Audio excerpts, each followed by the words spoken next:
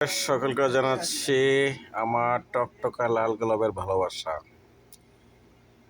ভালোবাসি পৃথিবীর সকল মানুষকে, ভালোবাসি প্রিয়জনকে, ভালোবাসি আমার সোনার বাংলাদেশকে। কিন্তু সোনার বাংলাদেশ এখন বর্তমানে বাঙালি পট্টির মতো।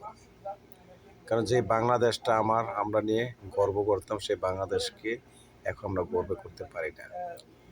কিছু কিছু ব্যর্থ সরকার, কিছু কিছু উপদেষ্টা এবং কিছু কিছু লোকের লাগে আমাদের সোনার বাংলাদেশটাকে বাঙালি পট্টির মতন মনে হয়। কারণ সুন্দর বাংলাদেশ এখন অচল হয়ে গেছে।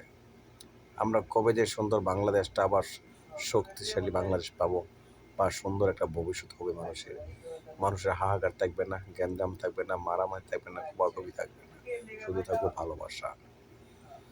ছোটবেলা যখন স্কুলে যেতাম, যখন আমরা বলতাম আমার সোনার বাংলা, আমি তোমায় ভালোবাসি, চিরদিন ভালোবাসবো। আমরা চাই আমাদের সোনার বাংলা দেশ আমরা বুকের মাঝে লালন করতে চাই। এতটা লালন করব, আমাদের সোনার বাংলাদেশ এমনভাবে লালন করব, পৃথিবীর সকল মানুষ দেখে যে গর্ব মনে করে,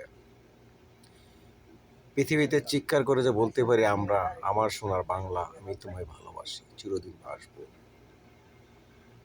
কারণ একটা জিনিস বুঝতে হবে, বাংলাদেশে জন্ম আমার, শিকড় বাংলাদেশ আমার। আমি যেখানে থাকি না কেন, শিকড় তো আমার বাংলাদেশের।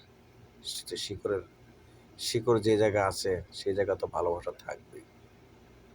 যাক, তারপরও আমরা নবীর দেশে আছি, আল্লাহর দেশে আছি, আমরা সৌদি আরব আছি। আমরা চাই এই দেশের জন্য আমাদের মরণ হলে আমরা আল্লাহর কাছে লাখ লাখ শুকর, আলহামদুলিল্লাহ, আমরা তাও খুশি।